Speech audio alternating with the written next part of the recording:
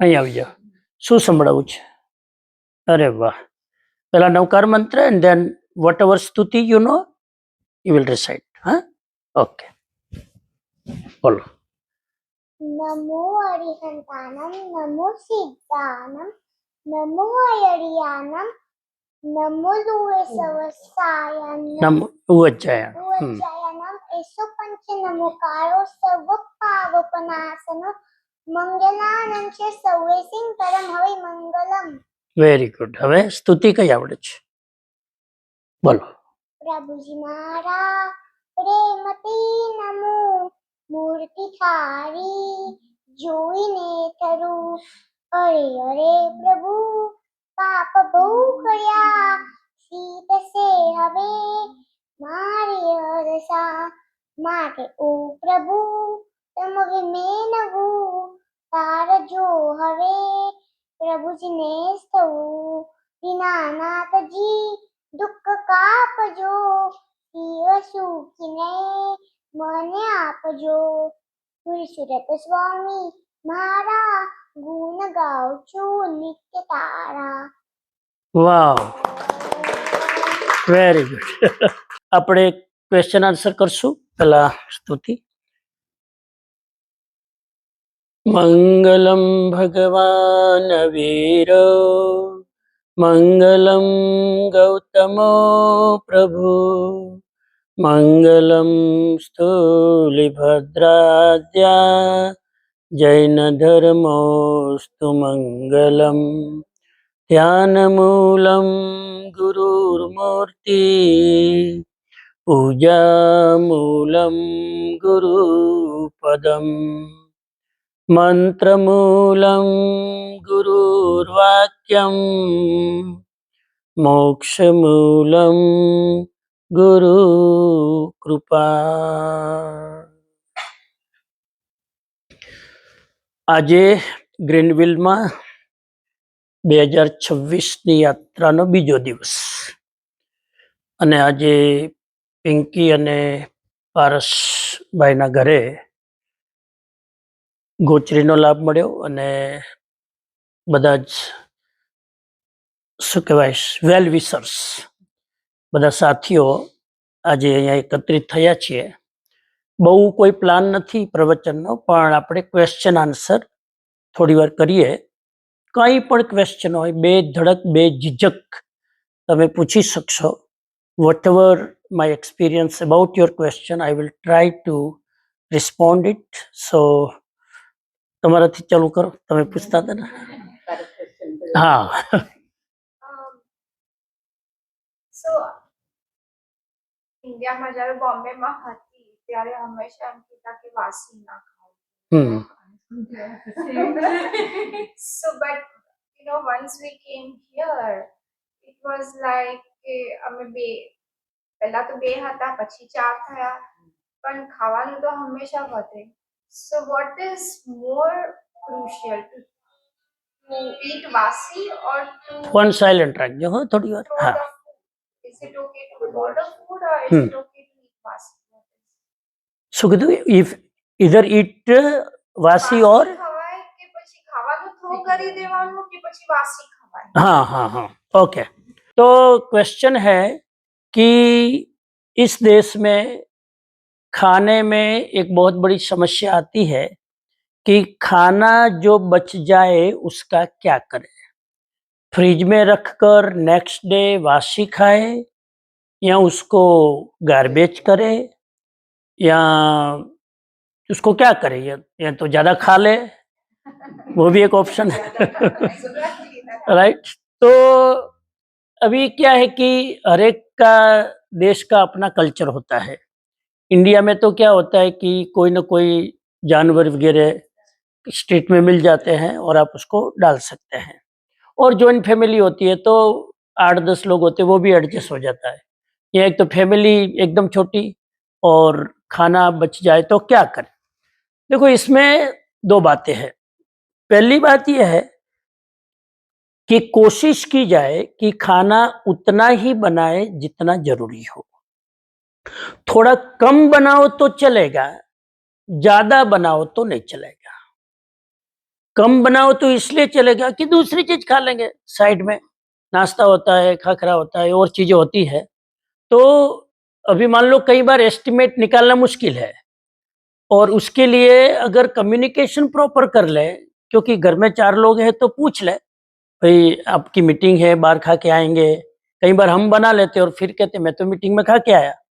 तो इसलिए वो क्लेरिफिकेशन कर ले, और उतना ही बनाए जितना जरूरी है, थोड़ा कम बनाए लेकिन ज्यादा नहीं। ये पहला ऑप्शन है। दूसरा ऑप्शन है कि मान लो कि फिर भी बच गया, किसी ने कहा था मैं खाऊंगा, फिर नहीं खाया, और तो अभी बच जाने के बाद उसका क्या करें? ये सेकंड। तो फेंकने में तो असाधना ज्यादा है, क्योंकि फेंकना मतलब अन्न की अवहेलना करना, राइट? तो फेंकने की बजाय बढ़िया है कि आप उसको फ्रिज में रख लो। रखना नहीं चाहिए, लेकिन फेंकना ना पड़े इसलिए ऑप्शन है। और पहले तो जमाने में क्या होता था कि खाना बाहर रहता था। लोग अभी छोटे गांव में देखो तो उसका एक वो क्या पटारा बोलते, पटारे में रखते थे, टेम्परेचर मेंटेन रखते थे, वो मिट्टी का पटारा होता था, तो वो थोड़ा मेंटेन होता था। इसलिए वो वासी अगर होता है तो बिगड़ जाता है, तो वो सुबह का शाम को खा लेते हैं, शाम को फिर सुबह इसको मॉडिफाई करके खा लेते हैं। तो ये ऑप्शन था। तो उस जमाने में फ्रिज नहीं थे, ये नहीं थे, तो चीज बासी जल्दी हो जाती थी। अब तो फ्रिज है, इसलिए वासी होने की इंटेंसिटी थोड़ी स्लो हो जाती है। जो 8-10 घंटे में बासी होता है, वो शायद 2 दिन में बासी होता है, क्योंकि फ्रिज में रहने से उसके टेम्परेचर से चीज बिगड़ती नहीं है। मतलब वो लेफ्ट ओवर जो होती है वो नहीं होती, उसमें भी डिपेंड करता है कौन सी चीज है, लेकिन ज्यादातर 1 आध दिन के लिए कोई प्रॉब्लम नहीं है। 1 दिन 2 दिन। कुछ चीजें ऐसी होती कि उसको बासी नहीं कहते हैं। जिस चीज में पानी तत्व होता है, वाटर तत्व, जिसमें जल है, वो वासी जल्दी होता है। अब जैसे आज आपने खाखरा बेराया, तो ड्राई खाखरा था, ये वासी नहीं होता है, ये 5 दिन भी रख सकते हैं, क्योंकि अंदर जल तत्व नहीं है। अब आपने मूंग बनाया, आपने अड़द बनाया, तो वो तो जल तत्व अंदर है, पानी तो अंदर है, तो वो ज्यादा टिकेगा नहीं। फ्रिज में शायद वो आपका अनुभव ज्यादा होगा, 1 दिन 2 दिन में कोई दिक्कत नहीं होती है, तो रख सकते हैं। लेकिन मजबूरीवश उसको रूल नहीं बनाना है, उसकी आदत नहीं बनाना, लाइफस्टाइल नहीं बनाना कि मंडे को संडे को खाना बना लो और 7 दिन फिर निकाल निकाल के खाते रहना।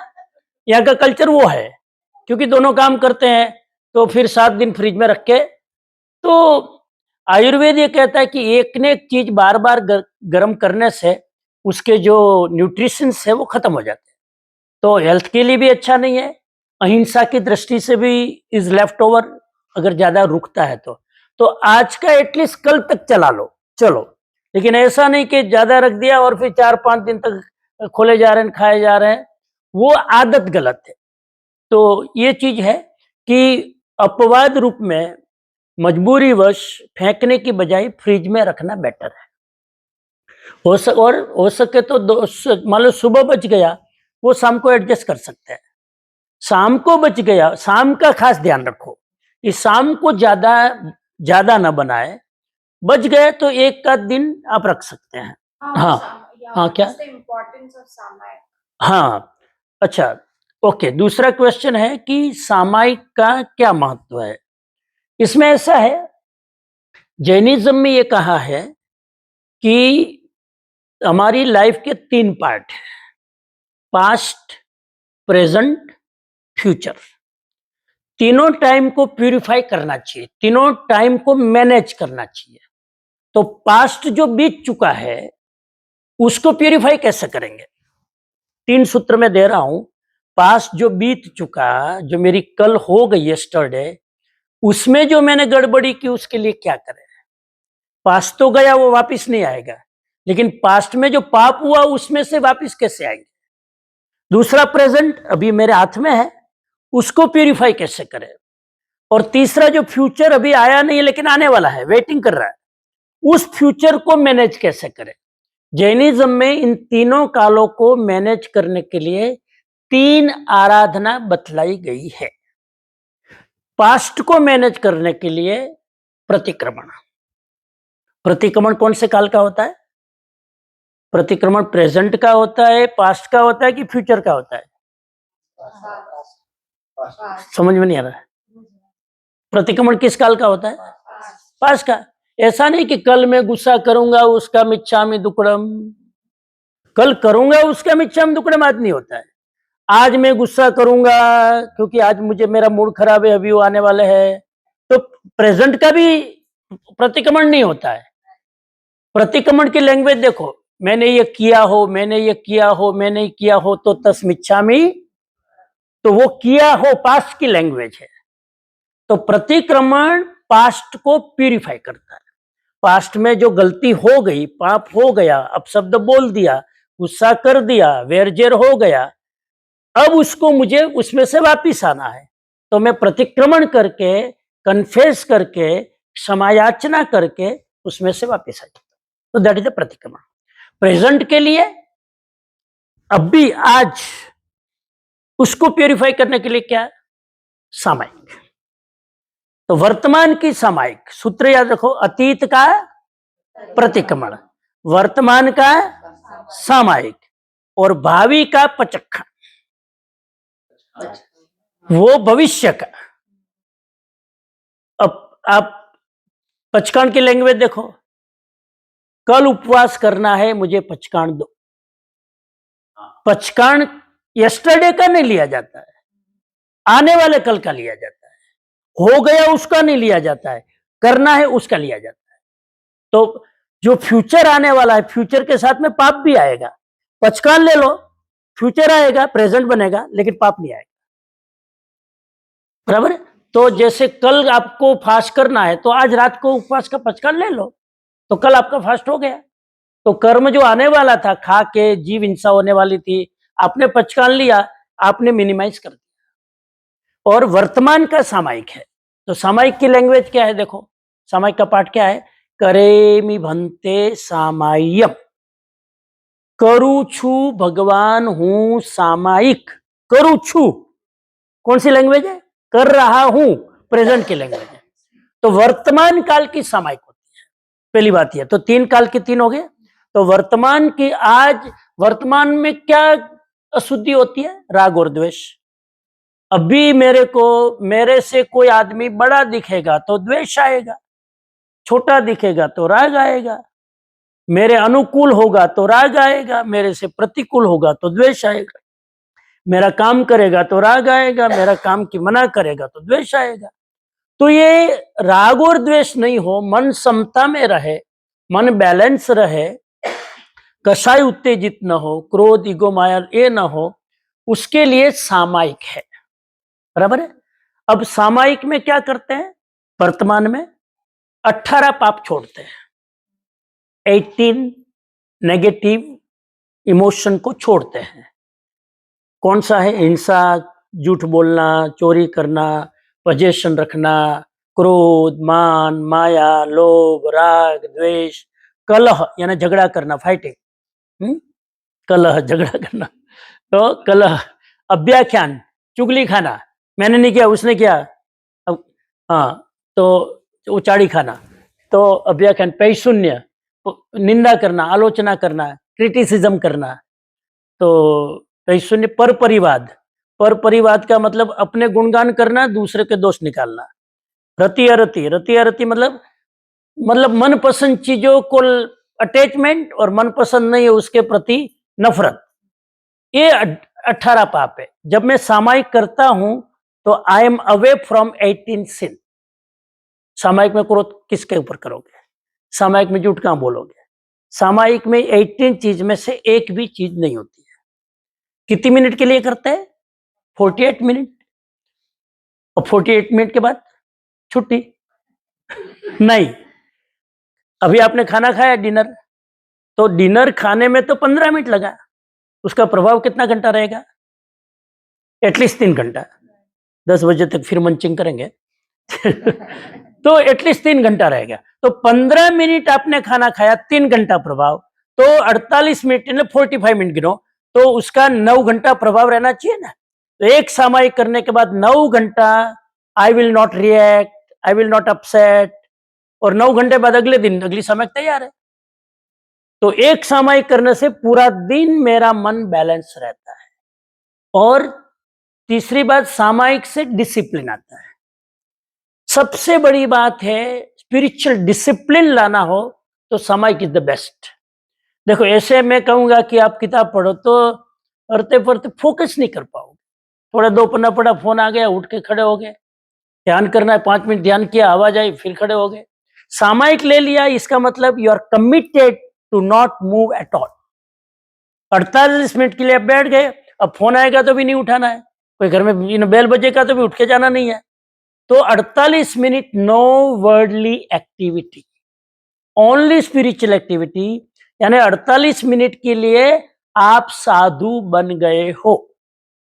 परमानेंट साधु तो इस जन्म में शायद मुश्किल ही है, लेकिन 48 मिनट के लिए साधु बन सकते हैं।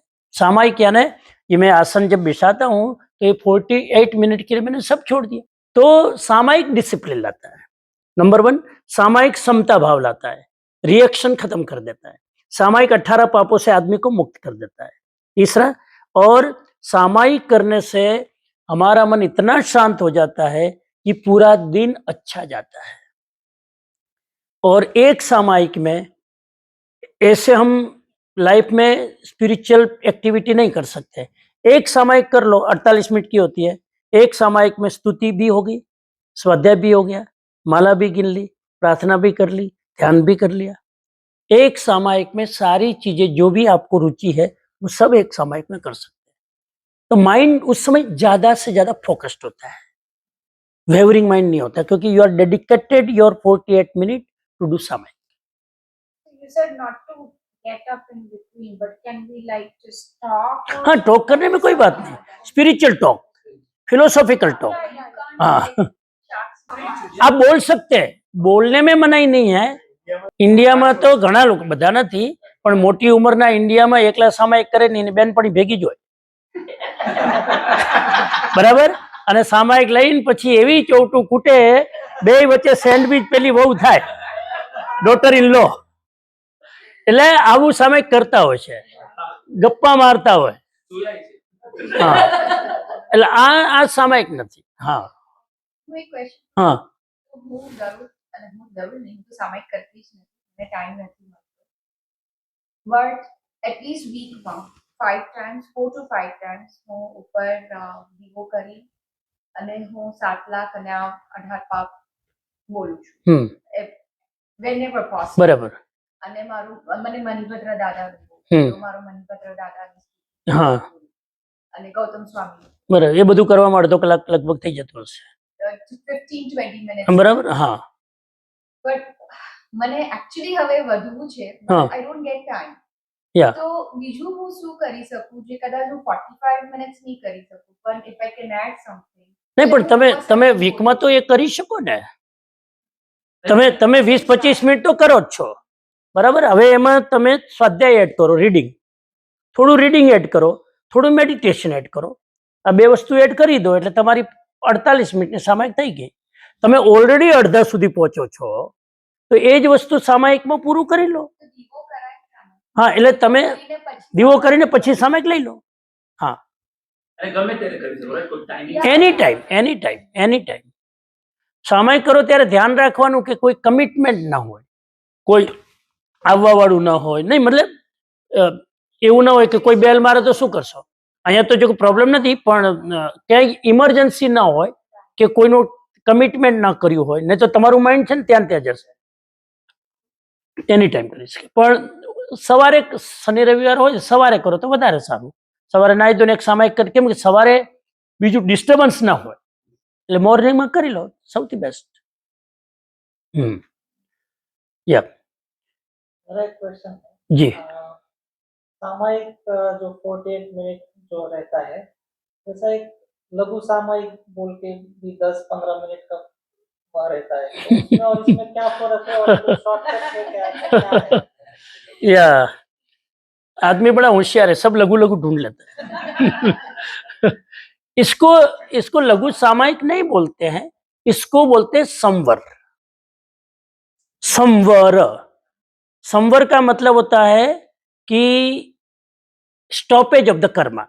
जो कर्म आ रहे हैं, 24 घंटा कर्म बंधन चालू है, राग द्वेष ये सब 24 घंटा चालू है, तो कर्म तो बंद ही रहे, तो उस कर्म को रोकना है। तो एक उपाय है सामायिक, 48 मिनट के लिए रुक जाता है। एक उपाय मुझे पता नहीं कितनी मिनट में मैं कर सकूंगा, तो इसको बोलते हैं संवर। संवर मतलब धारणा प्रमाणे લઈ શકાય। હવે તમે જે કહો છો ને એ એમને સોલ્યુશન તમારું આપ્યું કે 48 મિનિટ સામાયિક ના થાય, તમે 20 મિનિટ તો કરો છો, દીવો કરી અને તમે મનમાં સંકલ્પ કરી લો કે જ્યાં સુધી પાડું નહીં ત્યાં સુધી 5 આશ્રવ અને 18 પાપ સ્થાનક સેવવાના ધારણા પ્રમાણે પચખાઈ અનથા ભોગણમ સહસાગારણમ સવસમાય વત્યાગારણમ અપ્પાણમ ગોશિરામી। આ તમારું સંવર થઈ ગયો।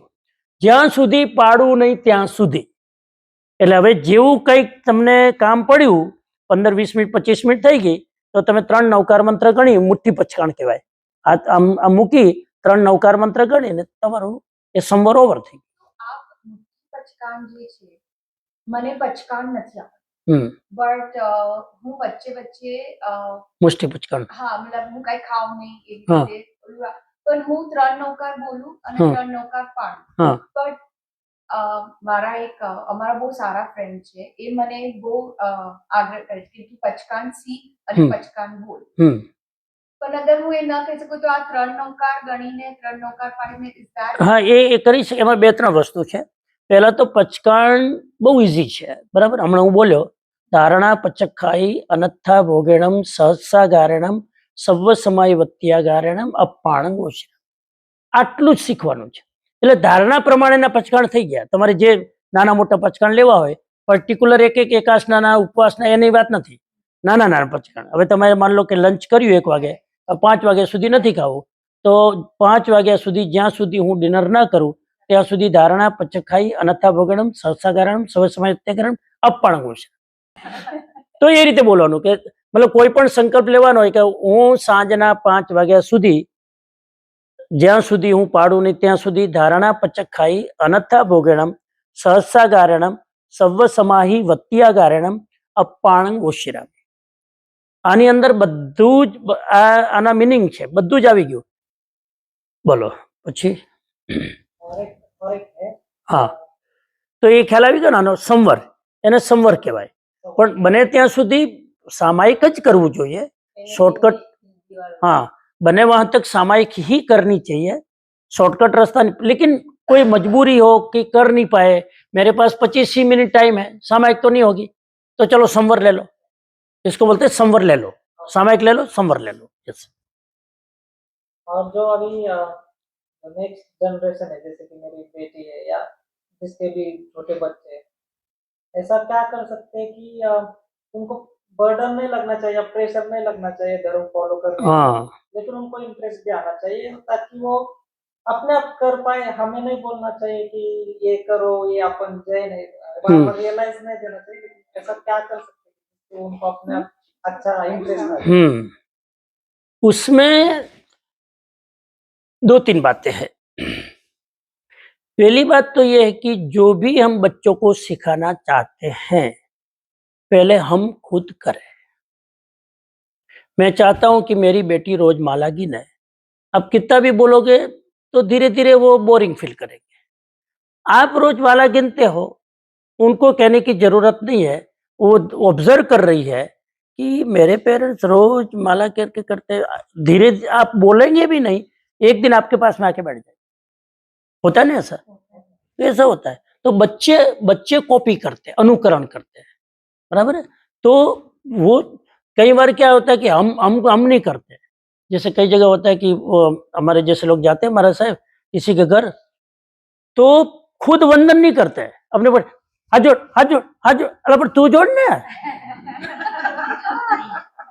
खुद तो अकड़ के बैठे, उनको हाथ जुड़ा रहे। बच्चे को जोड़ के गर्दन पकड़ के झुकाने की जरूरत नहीं है, आप प्रणाम करो, आप वंदन करो, बच्चा देख के करेगा ही ना, नहीं करेगा तो पूछेगा माम क्या है। तो क्यूरियोसिटी से जवाब देना इज मोर इम्पोर्टेंट, वो जिंदगी भर भूलेंगे नहीं, तो फोर्सफुली नहीं कराया जा सकता। एक चीज है। तो पहले हम खुद, जैसे आपको 3 वैल्यू बच्चों को देनी है, जैसे बच्चा रीडिंग करे, आपको उनकी आदत डालनी कि वो किताब रोज सोने के पहले पढ़े, तो आप पढ़ो। आप पढ़ेंगे, सर मेरी मम्मी रोज पढ़ रही है, तो वो कहेंगे मम्मी क्या पढ़ा, देखना वो चालू हो जाएगा। फिर आप एक्सप्लेन करोगे, धीरे धीरे उनको पढ़ने की आदत पड़ेगी। कई कई बच्चे हैं इस देश में कि रात को पढ़े बिना सोते ही नहीं है। पेरेंट्स की ये अवेयरनेस है कि वो एक हेल्दी हैबिट उनको अंदर डाल दें। तो एक ये है, ठीक है। तीसरी चीज ये है कि आप उनको रोज सोने के पहले स्टोरी सुनाओ। Story telling is the best value. आज एवरी पेरेंट से भूलते जा रहे हैं। हम कई लोगों को कहते स्टोरी हमको भी मालूम नहीं है। पुराने जमाने में देखो, दादा दादी इतनी स्टोरी जानते थे। मेरी मदर 4थी क्लास फेल है, लेकिन मुझे पता है मैं जब छोटा था 6 महीने तक एवरीडे डिफरेंट स्टोरी, और एक स्टोरी इतनी लंबी कि पौना घंटा चलते, एक में से दूसरी निकलेगी, दूसरे से तीसरी। आज भी मुझे कुछ स्टोरी याद है। 7 कांसका वाली स्टोरी, 7 कांसका ने શું બોલે? હા, હવે એની સ્ટોરી મને સંભળાવી। 7 દીકરીઓની સ્ટોરી અત્યારે મને યાદ છે, જે હું 3-4 વર્ષનો હતો ને સાંભળતો હતો। આ વેલ્યુ મારા મગજમાંથી ગઈ નથી। એટલે સ્ટોરી બાળક એના સબકોન્શિયસ માઇન્ડ સુધી જાય છે, અને સ્ટોરીના દ્વારા તમારે જે વેલ્યુ શીખવાડી છે ને એવી સ્ટોરી તમે પસંદ કરો। નોન વાયોલન્સ શીખવાડું છે, નોન, અને જૈનિઝમમાં હજારો સ્ટોરી છે, તમારે બહારથી લાવવાની જરૂર નથી। અને બીજા ધર્મની પણ મહાભારતમાં કેટલી સ્ટોરી છે, રામાयणમાં કેટલી સ્ટોરી છે, અને बहु ब्रॉड वे में उनको स्टोरी सुना, खाली जैन की नहीं, सभी, ताकि उनको लगे कि सभी धर्मों में कहीं ना कहीं अच्छी बातें हैं, तो वो सभी धर्मों को रिस्पेक्ट करेगा। तो स्टोरी टेलिंग ये बहुत जरूरी है। और चौथी चीज है कि उनको पैसिव अप्रोच से सिखाने की बजाय एक्टिव अप्रोच से सिखाओ। फिजिकली वो एक्टिव हो ना, ऐसी एक्टिविटी से उनको सिखाओ। अब उनको बैठेंगे बोल बेटा ये पाठ याद करो, तो चलो आपकी बेटी तो फिर भी काफी कर रही है, लेकिन अभी अभी छोटी है तो कर लेगी, फिर धीरे धीरे धीरे धीरे बड़े होंगे ना, फिर नहीं सुनेंगे। इसलिए अभी जो भी इंस्टॉल करना हो कर दो। दिस इज द बेस्ट है। नेक्स्ट क्वेश्चन, मैंने लाइफ में एग या कुछ भी, मैं यहाँ भी रहती, आई हैव नॉट ईटन, दारू नहीं पी, कुछ नहीं, nothing, absolutely, and my kids have seen it. पूरा टाइम वो लोग ने वही देखा है, like no matter what, wherever, like it's just me, बराबर। मैंने कि my kids will not and my kids don't. तो वो लोग ने तो देखा है, हम लोग इतनी मतलब लोग, एवरीवन इज अराउंड अस, सब लोग स्वीट्स खा रहे हैं, डिजर्ट्स खा रहे हैं, ये कर रहे हैं, लेकिन मुझे मन भी नहीं होता है। हाँ, एग है तो मुझे नहीं खाना। बिल्कुल। मेरे बच्चे लोग ने वो देखा है। But now when my kids अभी जो बड़े हो गए हैं, तो दे वांट टू ईट। तो देयर आर टू थिंग्स, अगर मैं उन लोग को ना बोल रही हूँ बहुत, तो वो लोग झूठ बोल के खाएंगे, और मेरे से हाँ बोला नहीं जाता है, इट्स नॉट मी, मैं नहीं कर सकती।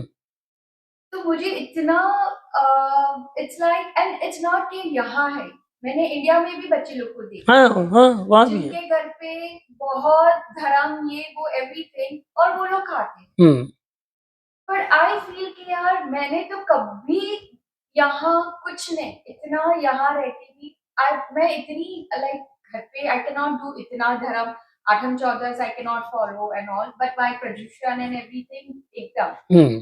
I'm like, मेरे बच्चे लोग को, like this is one thing I ask, कि don't eat, you know, try, लेकिन अभी सब लोग खा रहे हैं, तो वो लोग को मन होता है, so then they come and question, ask me. So Paris is like, अगर तू वो लोग को बहुत strict होगी, तो they're going to lie and eat. What do you want? Them to lie to you or to tell you? So I was like, okay, वो लोग मुझे बोले, they should, I don't want them to lie to me, but I am not going to agree when they say कि मैं खा रहा हूँ या मैं खा रही हूँ, तो मैं वो नहीं बोलूंगी कि it's okay, I will say it's your बराबर है, इट्स बिल्कुल। Your choice, but how do I stop और how do I explain them कि this is hmm. Not, it's Yeah. Not right. देखो इसमें देयर आर टू थिंग्स, मैं English में बोलूँ थोड़ा ये समझ पाए, I will try my best. so there are two things about your question. Number one is we need to educate our kids that what is the importance of being vegetarian or what is the harm for being non-veg. We need to scientifically, logically explain to them. If they know and still they are doing, then second option. Second option is refer to higher. Refer to higher. आप कितना भी बोलेंगे mummy बोल बोल करते रहते, तो वो साइकोलॉजी है कि मम्मी तो दिन भर बोलती है। हायर को ऑथोराइज करो। अब वही चीज आप अपने बच्चों को बोल दो कि समन जी आया है, आपको उनके साथ उनको बैठना है या समन जी के साथ थोड़ी डिस्कस करो। तो मैं धीरे धीरे बातचीत में, क्योंकि पेरेंट्स की स्टाइल अपनी होती है, they are not educating their kids, they are controlling their kids. Our approach is not controlling them, to educate them. और यही बात जो आप कह रहे हो अपने ढंग से, बेटा ये नहीं खाना और कुछ भी करना, ये तो नहीं खाना, हम उसकी जगह कहेंगे कि भाई इसके क्या बेनिफिट है, साइंटिफिक मीट ईटर की क्या क्या पोजीशन होती है, क्या नहीं होता है, वेजिटेरियन हम एक्सप्लेन करेंगे। Due to spiritual vibration, due to spiritual leader speaking about it, they will stop it. 99% मैंने देखा है कि अगर बच्चे रिसेप्टिव है, क्योंकि हमारी अप्रोच उनको कन्विंस करने की नहीं होती है, हमारी अप्रोच उनको एजुकेट करने की, और एजुकेट करते हैं फिर हम्बली हम उनको कहते हैं कि हमारा कल्चर ये है।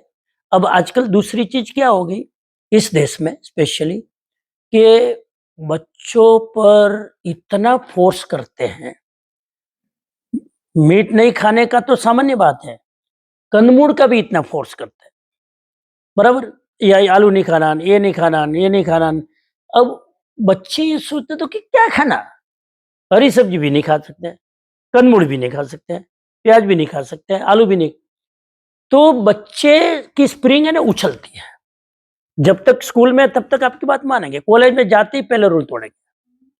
क्योंकि मैं ऐसा मानता हूं, मैं तो 30 साल से अमेरिका आ रहा हूं, मैं ऐसा मानता हूं कि इस देश में बच्चे अगर वेजिटेरियन है, वो सबसे बड़ा पेरेंट्स का अचीवमेंट है।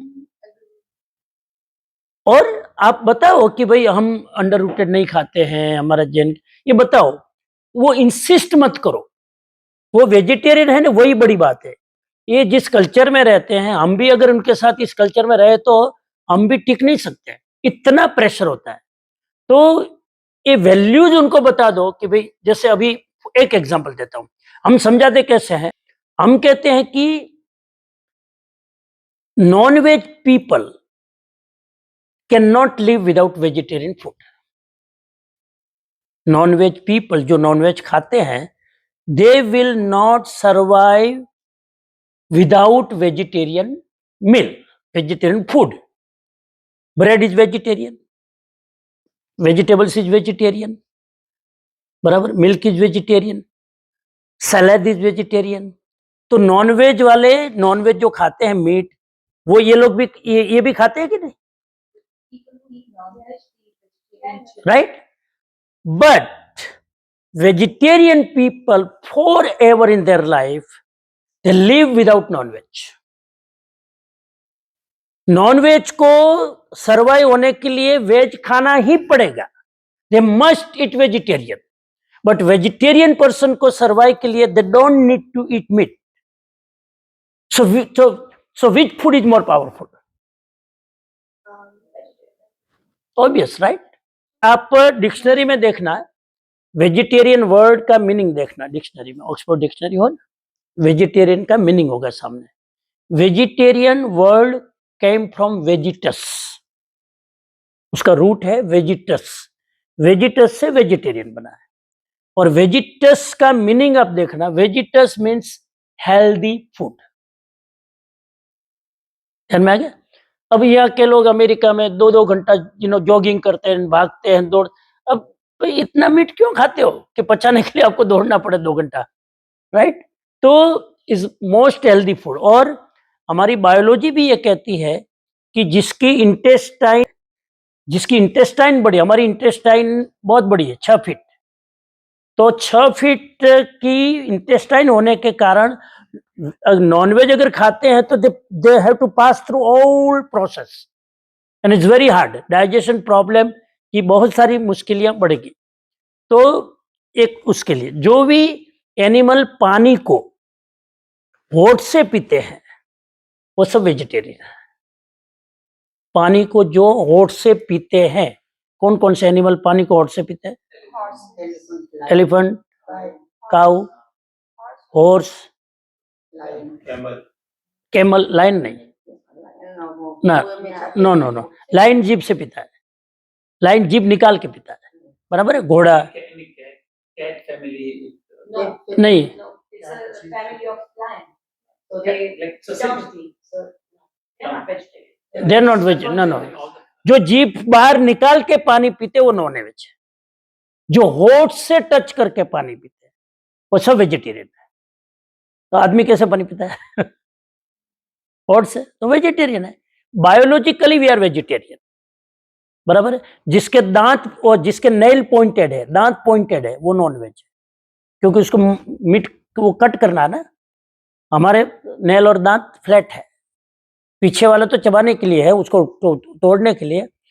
जनरली हमारे दांत फ्लैट है, नेल फ्लैट है, तो we are the vegetarian, biologically भी एंड हेल्थ वाइज भी वी आर वेजिटेरियन। तीसरी बात, मीट जो है, जहां मीट का स्लॉटर हाउस है, आप एक है ना, एक वीडियो देख लेना, एक ये वो क्या बोलते हैं वेबसाइट meat.org,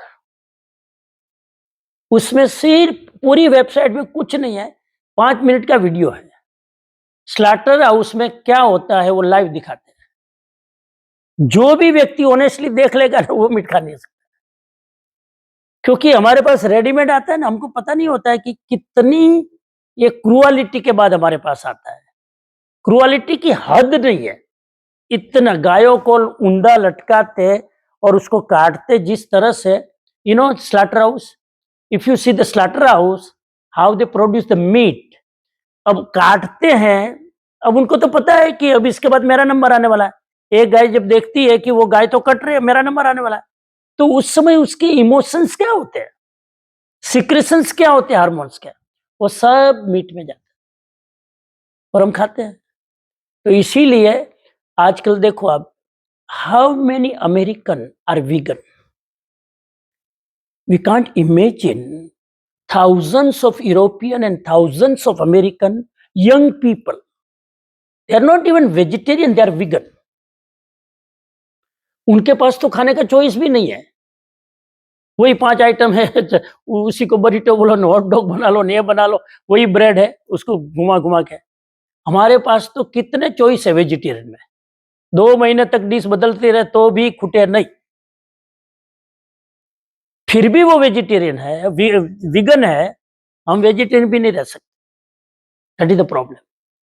समझ में आना? So you need to check how many people are vegan in this country, how many European are vegan in this country, thousands of, and by birth we got all these values for vegetarian, right? So we should be vegetarian. ये तो question ही नहीं होना चाहिए कि we want to eat non veg. Jainism में इसको बोलते हैं अभक्ष्य। There are 2 food, भक्ष्य, अभक्ष्य।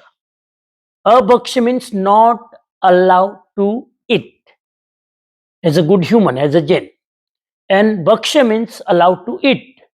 So meat, seafood, egg, all these are not allowed to eat category में आता है। That is the borderline. As a Jain, I will not touch in my life. Period. एक बार principal बना लिया, बात खत्म होगी, राइट? फिर कोई कितना ही पीयर प्रेशर करेगा, पीयर प्रेशर किस पर असर होता है? जिसका खुद का माइंड डिसीजन क्लियर नहीं है उन पर पीयर प्रेशर होता है ना। जो क्लियर है कि भाई मुझे खाना नहीं, मुझे पीना नहीं, अब कितना भी प्रेशर करो, इज माई प्रिंसिपल। और इस देश में ऐसा नहीं है कि आप अगर कह दो कि मैं वेजिटेरियन हूँ स्ट्रिक्टली, तो कोई अमेरिकन तुम्हें फोर्स नहीं करेगा। फोर्स तो करने वाले अपने लोग हैं। तो इसीलिए हाँ बोलो।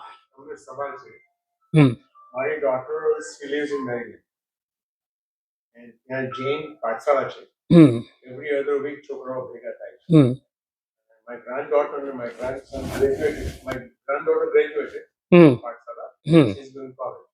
Grandson અત્યારે ત્યાં છે. And he's in 10th grade. Hmm So after the પાઠશાળા they have a lunch.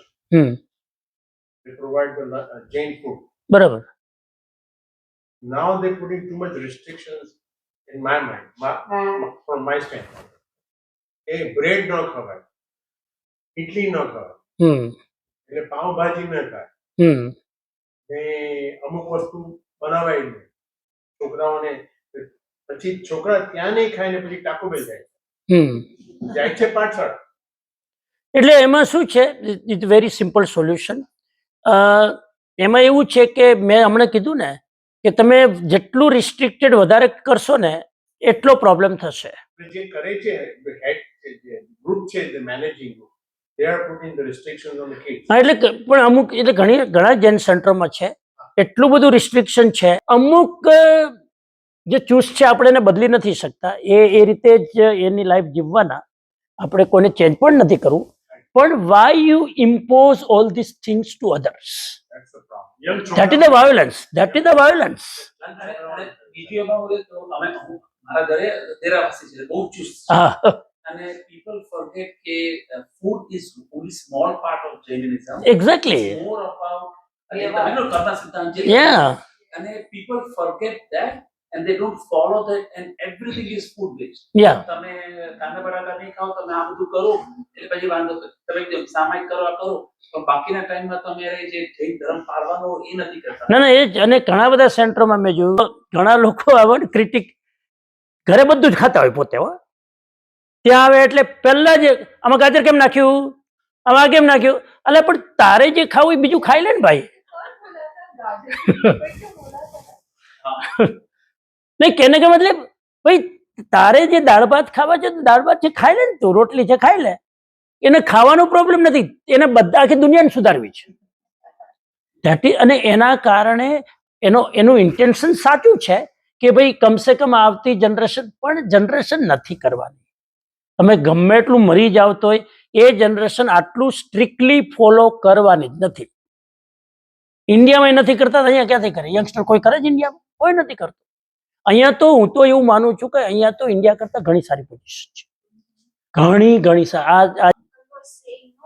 So is it like કે ભક્તામૃત સ્તોત્ર ખાલી સવારના જ કરાય, બપોરના ના કરાય? Because there were some aunties. હવે આમાં રિસ્ટ્રિક્શન છે બહુ. મને કે ભગવાનનું નામ ને ભગવાનના તમે ના ના ના ના ના, મૂળ પ્રિન્સિપલ સમજો તમે. કોઈ વસ્તુનું છે ને બેઝિક પ્રિન્સિપલ સમજવાનું. ના કેમ કે છે ને હા કેમ કે છે, બરાબર? હવે સામાન્ય રીતે બે ટાઈપના સ્તોત્ર હોય, બે ટાઈપના મંત્રો હોય કે સ્તોત્ર હોય.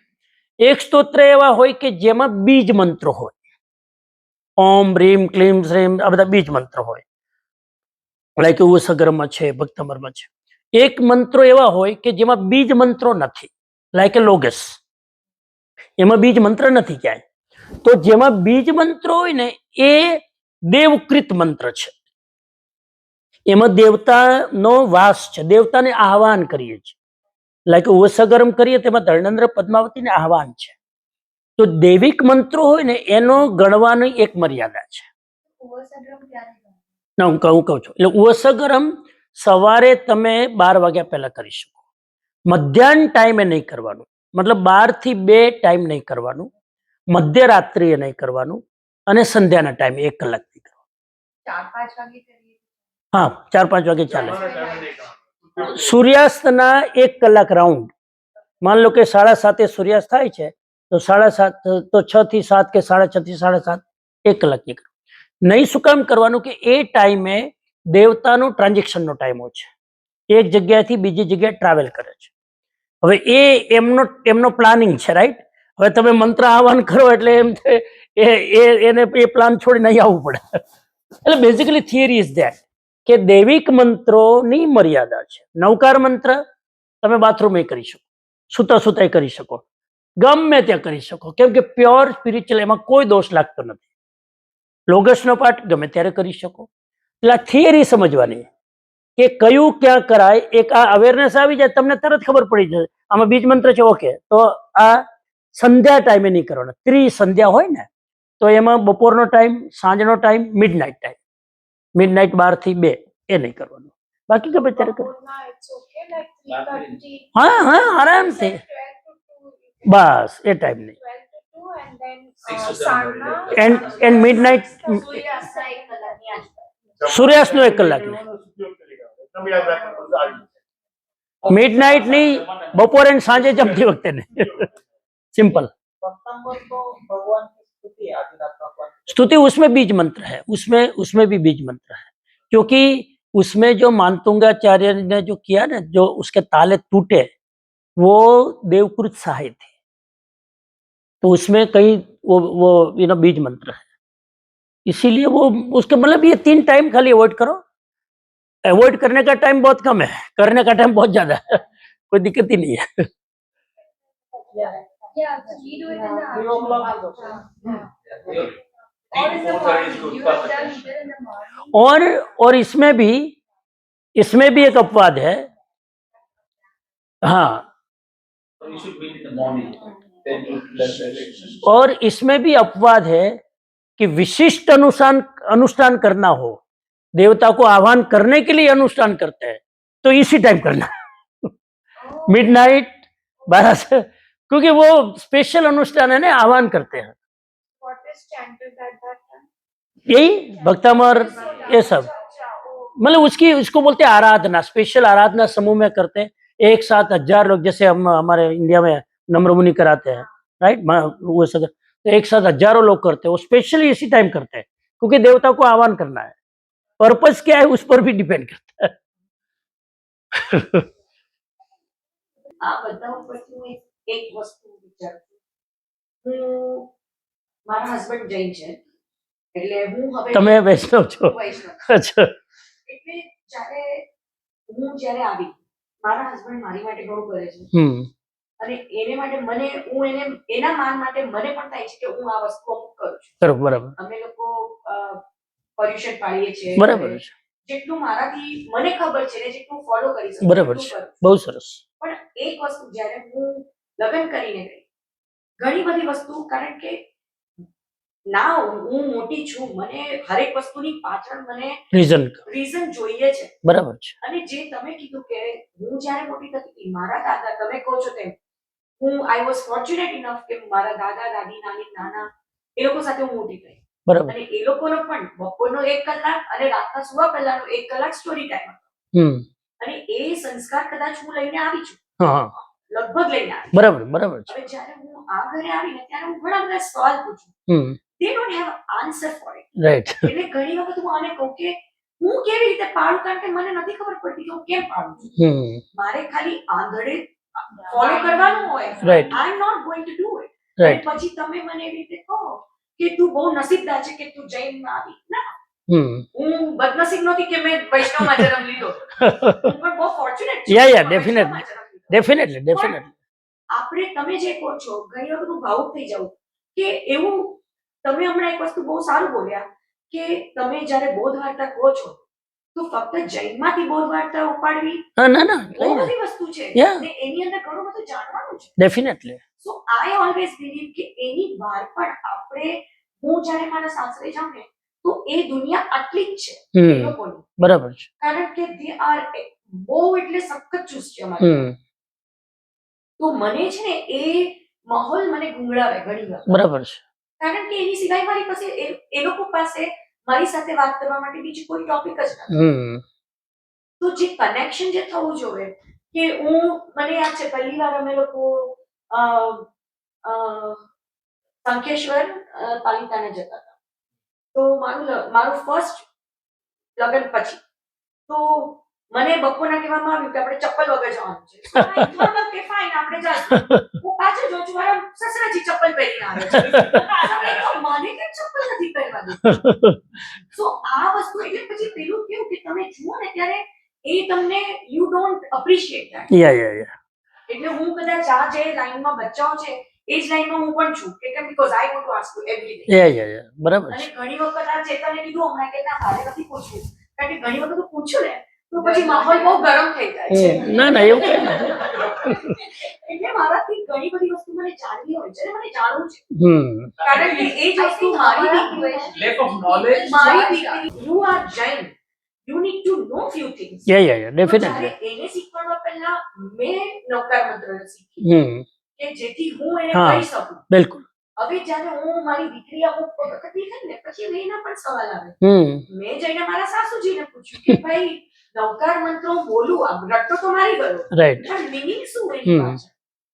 તો they were not ready. ના આમાં શું છે, આમાં એક વસ્તુ ક્લિયર છે કે જે બુઝુર્ગ લોકો છે ને એની પાસેથી આપણે અપેક્ષા રાખી જ નથી શકતા પહેલા કે એની પાસે આન્સરો. કેમ કે હમણાં વાત કરી ને કે એ લોકો જે રીતે ઉછર્યા છે ને એમના બાપ દાદાને એ જોતા આવ્યા છે, ત્યારે સાયન્સ ડેવલપ નહોતું, લોજિક ડેવલપ નહોતું, વિચારવાની ક્ષમતા નથી. એક જ વસ્તુ હતી, શ્રદ્ધા, માની લેવાનું. આમ કીધું છે આ પાપ લાગે, આમાં પુણ્ય થાય, આમાં પાપ લાગે, પતી ગયું. હવે સમય આખો બદલાઈ ગયો છે, એટલે હવે એમની પાસે તમે એમનો વાંક નથી, એમની ટ્રેનિંગ જ નથી. પહેલી વસ્તુ. આજે અમારે ત્યાં ઘણા બધા જે જૂના મહારાજ સાહેબ છે ને એને આપણે કંઈક પૂછીએ તો કે ના આમ કરવાનું, બસ તું બહુ પ્રશ્ન નહીં કર. પણ મેં તો હવે બાયોલોજીમાં મારાથી એવું થઈ ગયું કે મારા સાહેબને મારાથી પૂછાઈ ગયું અને એ થોડા અકળાઈ ગયા. હા તો મારે એમને સામેથી પછી નીચામી ડુકરમ કેવું પડ્યું કે ભાઈ મારા લીધે તમે ક્રોધિત થયા. યા Sorry for that. યા એટલે એમાં એનો વાંક નથી, કેમ કે એનું એ બેકગ્રાઉન્ડ નથી. આજે મેં સાયકોલોજીમાં માસ્ટર કર્યું છે, મેં બાયોલોજી ભણ્યું, તો અમારી ટ્રેનિંગ એ રીતે થઈ છે કે અમે પોતે જ નથી સમજાતું તો અમે પ્રશ્ન પૂછીએ છીએ. તો કોઈ બાળકો પ્રશ્ન પૂછે મને ગમે ને કે ભાઈ પહેલા first you know then you practice.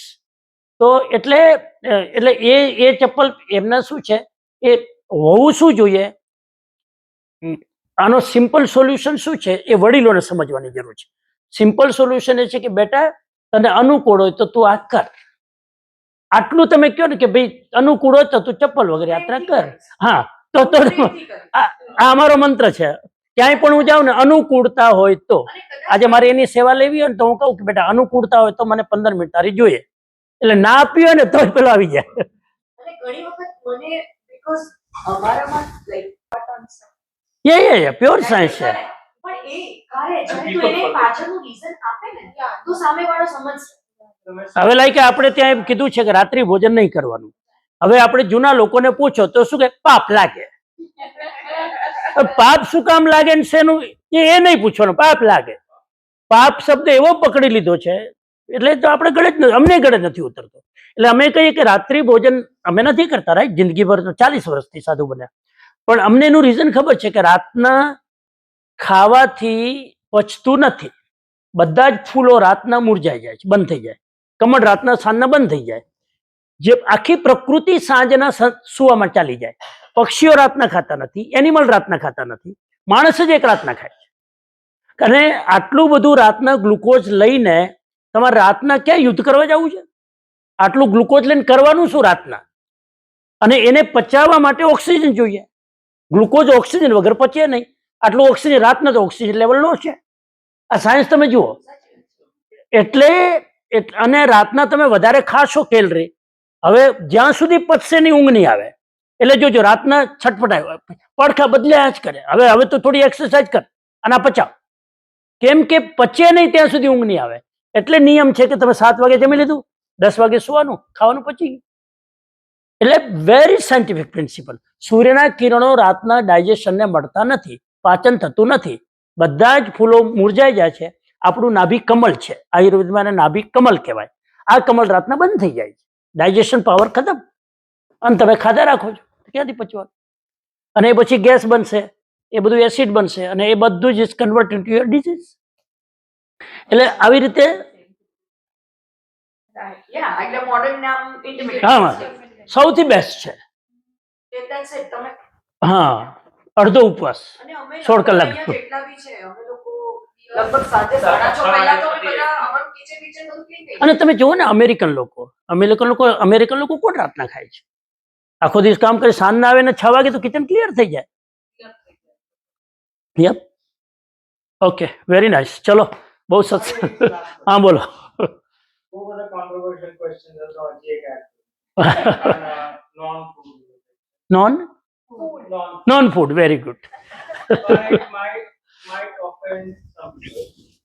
તો એના માટે વિચારું ના ના, કઈ વાંધો નહીં. આપણા આખા દુનિયામાં જેટલા પણ દેરાસર ત્યાં ક્યારે પણ લેડીઝ અગર એ લોકોના પીરિયડમાં તો એલાવ નથી કરતા. આ ક્વેશ્ચન મારા નેત્રીએ મને પૂછેલો અને મારા કે પિંકી પાસે એનો જવાબ હતો બરાબર છે. કે શું કામ નથી. મેં ટ્રાય કર્યું કે મે બી જૂના જમાનામાં લેડીઝ પાસે ફેસિલિટી નથી કે બી સેનિટાઇઝ એના હા. દેરાસર બરાબર. સાફ ના થાય કે કાંઈ પણ થાય. બરાબર. આજની દુનિયામાં એવી પોસિબિલિટી ઇઝ નેગ્લિજિબલ. તો કેમ આટલા રિસ્ટ્રિક્શન છે? કારણ કે એને લીધે ઘણી વખત એવી સિચ્યુએશન આવે જ્યારે તમે કોઈ સારા સ્થળે ગયા હો યાત્રા કરવા માટે અને અનફોર્ચ્યુનેટલી અગર આવું થાય તો તમારી એ ભાવના તમારી ફૂલફિલ ના થાય. તો આની પાછળ મને કોઈ સાયન્ટિફિક રીઝન નથી. ઓકે.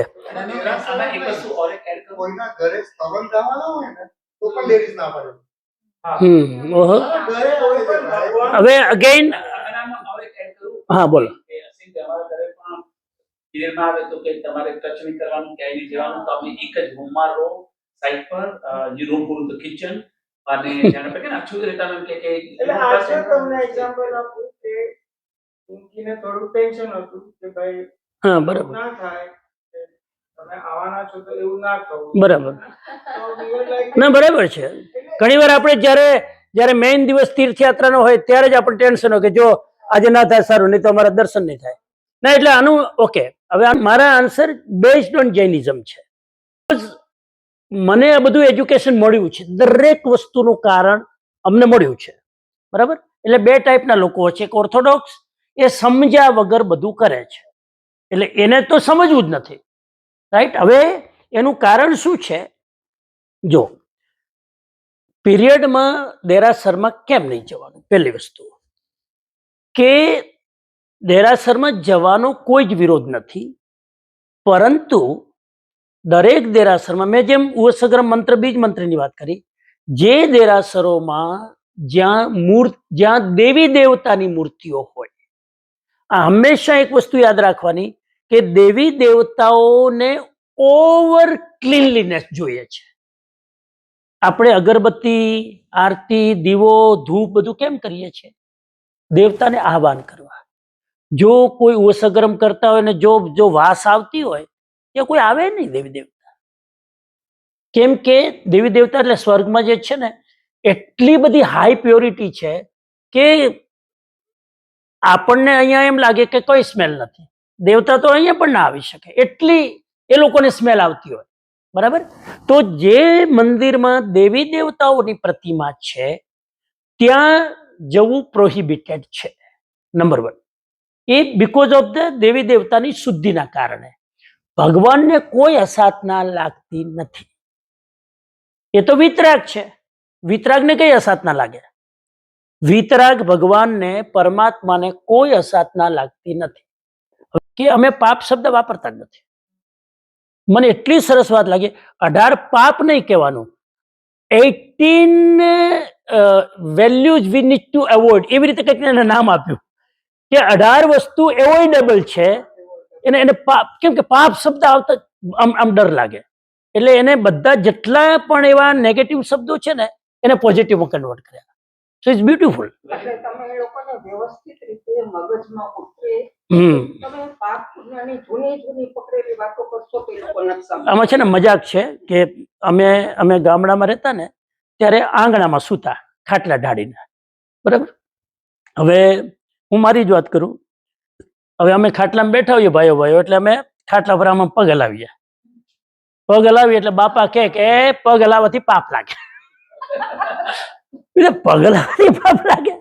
પછી મને ખબર પડી કે બાપાનો લોટો નીચે પડ્યો હતો. એ લોટો ઢોળાય ન જાય ને એટલે પાપ લાગે.